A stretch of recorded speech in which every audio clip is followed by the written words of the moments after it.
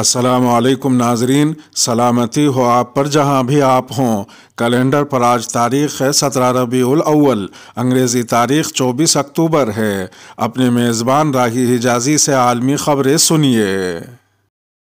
مسائل کے حل کے لیے طالبان حکومت کو وقت اور موقع دیں۔ روس کے صدر ولادیمیر پوتین نے کہا ہے کہ افغانستان میں 20 سال تک جنگ کرنے والے نیٹو ممالک موجودہ ابتر صورتحال کے ذمہ دار ہیں۔ عالمی خبر رساں ادارے کے مطابق روس کے صدر ولادیمیر پوتین نے کہا ہے کہ 20 سالوں تک افغانستان کو جنگ کی آگ میں جھونکے رہنے والے نیٹو ممالک موجودہ صورتحال کے ذمہ دار ہیں اور انہی ممالک کو حالات کی درستی کے لیے اقدامات اٹھانے ہوں گے۔ روسی صدر نے مزید کہا کہ نیٹو ممالک کو سب سے پہلے جو کام کرنا ضروری ہے وہ افغانستان کے منجمد اثاثوں کو بحال کرنا اور طالبان کی حکومت کو ملک کے ترجیحی نوعیت کے سماجی و اقتصادی مسائل کو حل کرنے کا موقع فراہم کرنا ہے۔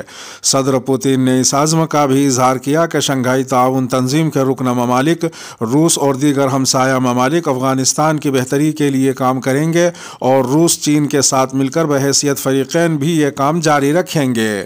روسی صدر نے مزید کہا کہ دہشت گردی اور تعصب سے پاک ہماری سرحدوں سے قریب پرامن اور ترقی کی طرف مائل افغانستان کا حصول ہم سب کے لیے اہمیت کا حامل ہے۔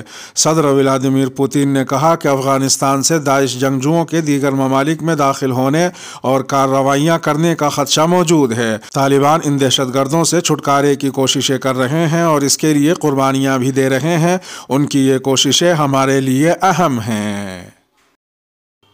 افغانستان میں فضائی کارروائی، کیا امریکہ اور پاکستان میں معاہدہ ہونے والا ہے؟ امریکہ کے نشریاتی ادارے CNN کی ایک رپورٹ کے مطابق گزشتہ روز ایک اجلاس میں بائیڈن انتظامیہ نے کانگریس ارکان کو افغانستان میں آپریشن کے لیے پاکستان کی فضائی حدود کے استعمال کے لیے جاری مذاکرات سے متعلق آگاہ کیا تھا اور کہا تھا کہ امریکہ اور پاکستان اس حوالے سے معاہدے کے قریب ہیں۔ اس رپورٹ کے مطابق پاکستان نے دہشت گردی کے خلاف جنگ اور بھارت سے تعلقات کی بہتری میں امریکہ کی مدد کے بدلے مفاہمتی یادداشت پر دستخط کی خواہش کا اظہار کیا ہے۔ تاہم اس بارے میں ابھی مذاکرات جاری ہیں اور معاہدے کو حتمی شکل نہیں دی گئی۔ CNN کی رپورٹ میں دعویٰ کیا گیا ہے کہ امریکہ اب بھی پاکستان کی فضائی حدود استعمال کر رہا ہے، البتہ سرکاری طور پر ایسا کوئی معاہدہ موجود نہیں ہے جس کی بنیاد پر امریکہ مستقل بنیادوں پر افغانستان میں آپریشن کے لیے پاکستان کی فضائی حدود استعمال کرے۔ دوسری جانب اسلام آباد میں پاکستان کے دفتر خارجہ کے ترجمان عاصم افتخار کی طرف سے جاری بیان میں فضائی حدود کے استعمال پر امریکہ کے ساتھ معاہدے کی خبروں کی تردید کرتے ہوئے کہا گیا ہے کہ ایسے کسی معاہدے پر بات چیت نہیں ہو رہی۔ بیان میں کہا گیا ہے کہ افغانستان میں کسی بھی آپریشن کے لیے پاکستان کی فضائی حدود کے استعمال سے متعلق امریکہ سے معاہدے کرنے کی خبریں بے بنیاد ہے۔ ان کا کہنا تھا کہ پاکستان اور امریکہ میں ایسے کسی معاہدے پر بات چیت نہیں ہو رہی۔ پاکستان اور امریکہ کا علاقائی سلامتی اور انسداد دہشت گردی پر دیرینہ تعاون ہے، دونوں میں مشاورت جاری ہے۔ حکومت اور تحریک لبیک کے مذاکرات کامیاب۔ وزیر داخلہ شیخ رشید احمد نے کہا ہے کہ حکومت اور تحریک لبیک کے مذاکرات کامیاب ہو گئے ہیں، تمام سڑکیں کھول دی جائیں گی، مظاہرین منگل کی شام تک سڑک پر رہیں گے۔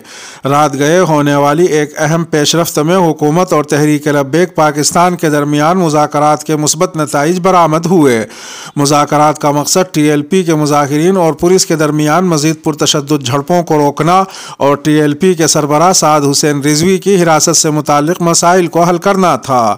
مذاکرات میں حکومتی ٹیم کی قیادت کرنے والے وزیر داخلہ شیخ رشید احمد نے کہا کہ تمام سڑکیں ٹریفک کے لیے دوبارہ کھول دی جائیں گی، تاہم انہوں نے کہا کہ مظاہرین منگل کی شام تک سڑکوں پر رہیں گے۔ واضح رہے کہ گزشتہ روز احتجاجی مارچ کے تناظر میں وزیر اعظم عمران خان نے پیر نور الحق قادری اور شیخ رشید احمد کو لاہور آنے اور TLP کے رہنماؤں سے بات چیت کرنے کی ہدایت کی تھی۔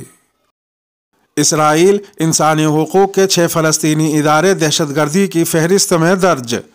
اسرائیل میں وزارت عدلیہ کی جانب سے جمعے کی شام جاری دہشت گردی کی فہرست میں انسانی حقوق کے 6 فلسطینی اداروں کے نام شامل کر دیے گئے ہیں۔ وزارت کا کہنا ہے کہ یہ ادارے عوامی محاذ برائے آزادی فلسطین تنظیم کے ساتھ مربوط ہیں۔ مزید یہ کہ ان اداروں نے سن 2014 سے 2021 کے درمیان کئی یورپی ممالک سے 20 کروڑ یورو سے زیادہ حاصل کیے۔ مذکورہ اداروں پر پابندی کی منظوری دینے والے اسرائیلی وزیر برائے امن عامہ نے عالمی ممالک اور بین الاقوامی تنظیموں پر زور دیا ہے کہ وہ دہشت گردی کی آگ بھڑکانے والی تنظیموں سے تعلقات ختم کر لیں۔ پابندی کے فیصلے کا مطلب ہے کہ ان اداروں کی سرگرمیوں پر پابندی ہوگی اور ان کو عطیات دینا ممنوع ہوگا۔ ساتھ ہی ان اداروں کے ملازمین اور رضاکاروں کو گرفتار کرنے کی راہ ہموار کی جا رہی ہے تاکہ ان کے خلاف دہشت گرد تنظیموں سے تعلق کے الزام کے تحت عدالتی کارروائی عمل میں لائی جا سکے۔ ادھر مذکورہ 6 فلسطینی اداروں جن کے نام یہ ہیں الحق، الضمیر، بیسان مرکز، بچوں کے دفاع کی عالمی تحریک کی فلسطینی شاخ، عرب خواتین کمیٹیز کا اتحاد اور زراعت سے متعلق کمیٹیز کا اتحاد نے اسرائیلی الزامات کی تردید کرتے ہوئے اعلان کیا ہے کہ وہ اسرائیلی فیصلے کا قانونی صورت میں جواب دیں گے۔ رجب طیب اردوغان کا امریکہ، جرمنی سمیت 10 ممالک کے سفراء کو بے دخل کرنے کا حکم۔ ترکی کے صدر رجب طیب اردوغان نے ہفتے کے روز اپنے وزیر خارجہ کو امریکہ اور جرمنی سمیت 10 ممالک کے سفیروں کو ملک سے بے دخل کرنے کا حکم دیا ہے۔ ترکی کے صدر نے ایک بیان میں کہا کہ میں نے اپنے وزیر خارجہ کو حکم دیا ہے کہ وہ ان 10 سفیروں کو جلد سے جلد ناپسندیدہ شخصیات قرار دے دیں۔ ترکی کے صدر سفارتکاری کی ایک معروف اصطلاح کا حوالہ دے رہے تھے جو میزبان ملک سے دوسرے ملک کے کسی سفیر کی بے دخلی کی جانب پہلا اقدام ہے۔ البتہ انہوں نے ان سفیروں کے ترکی سے اخراج کی کوئی تاریخ مقرر نہیں کی۔ ترکی کے صدر نے ان غیر ملکی ایلچیوں پر غیر شائستگی کا الزام عائد کرتے ہوئے کہا کہ انہیں ترکی کو جاننا اور سمجھنا چاہیے۔ انہوں نے سفیروں کے بارے میں کہا کہ انہیں اس دن یہاں سے چلے جانا چاہیے جب وہ ترکی کو نہیں جانتے۔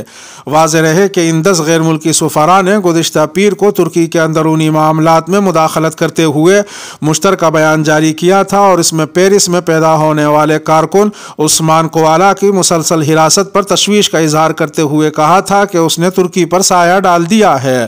امریکہ، Germany, Canada, Denmark, Finland, France, Netherland, New لینڈ، ناروے اور سویڈن کے سفیروں نے اس مشترکہ بیان میں عثمان کے معاملے کے درست اور فوری حل کا مطالبہ کیا تھا۔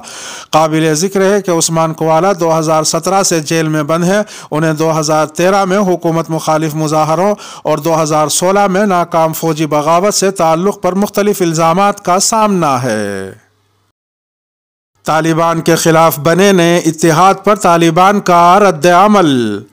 افغانستان کی سیاسی جماعتوں کے 5 رہنماؤں جنہوں نے اشرف غنی حکومت کے خاتمے کے بعد سے مختلف ممالک میں پناہ مانگ رکھی ہے، طالبان کے خلاف اسلامی جمہوریہ افغانستان کی قومی مزاحمت کی سپریم کونسل کے قیام کے معاہدے کا اعلان کیا ہے۔ نیشنل موومنٹ پارٹی کے رہنما عبدالرشید دوستم، جمعیت اسلامی شاخ کے رہنما عطا محمد نور، وحدت پارٹی کے رہنما حاجی محمد محقق، اتحاد اسلامی پارٹی کے رہنما عبدالرب رسول سیاف اور سابق نائب صدر یونس قانونی اس نئے اتحاد کے اہم ارکان ہیں۔ ان سیاسی رہنماؤں نے ایک بیان جاری کیا ہے جس میں کہا گیا ہے کہ قومی مزاحمت کی سپریم کونسل کی سرگرمیاں سیاسی اور عسکری 2 حصوں میں منظم ہے اور ان کی ترجیح سیاست کے ذریعے افغانستان میں امن و استحکام حاصل کرنا ہے۔ کونسل کے رہنماؤں نے افغان عوام سے یہ بھی کہا کہ وہ اپنے آپ کو ظلم اور جارحیت اور غیر ملکی قبضے کے خلاف مشکل اور طویل مدتی مزاحمت کے لیے تیار کریں۔ ادھر دوسری طرف طالبان کے ترجمان ذبیح اللہ مجاہد نے نئی تحریک پر رد عمل کا اظہار کرتے ہوئے کہا کہ کوئی بھی افغان عوام کو مزاحمت یا کسی اور چیز کے نام پر دھمکی نہیں دے سکتا۔ انہوں نے مزید کہا کہ اب مورچے بنانے کی ضرورت نہیں رہی، جو کوئی بھی محاذ قائم کرے گا وہ اچھے نتائج حاصل نہیں کرے گا۔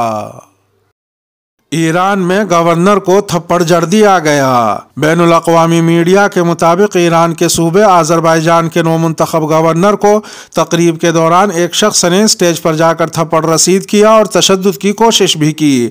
یہ تقریب صوبائی دارالحکومت تبریز میں جاری تھی، جس میں جب نئے گورنر عابدین خرم اسٹیج پر تقریر کے لیے پہنچے تو ایک شخص دائیں طرف سے نکلا اور آ کر منہ پر تھپڑ رسید کر دیا۔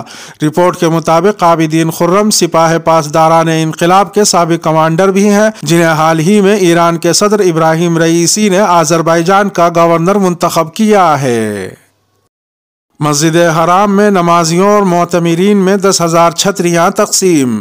حرمین شریفین کے جملہ امور کی ذمہ دار پریزیڈنسی کی جانب سے جمعے کے موقع پر نمازیوں، عمرہ زائرین اور مسجد حرام میں مختلف ذمہ داریاں انجام دینے والے کارکنوں میں 10,000 چھتریاں تقسیم کی گئیں۔ اس حوالے سے پریزیڈنسی کی جانب سے آپ کی چھتری آپ کے ہاتھ میں کے عنوان سے چھتریوں کی تقسیم کا پروگرام شروع کیا گیا تھا۔ آپ کی چھتری آپ کے عنوان میں کے عنوان سے شروع کردہ پروگرام کا مقصد طواف کے دوران زائرین کو دھوپ سے بچانے میں مدد فراہم کرنا اور مسجد حرام میں خدمات انجام دینے والے رضاکاروں کی معاونت کرنا ہے۔ اس کے ساتھ ہی عالمی خبروں کا اختتام ہوا۔ اپنے میزبان راہی حجازی کو دیجیے اجازت۔ سلامتی ہو آپ پر جہاں بھی آپ ہوں۔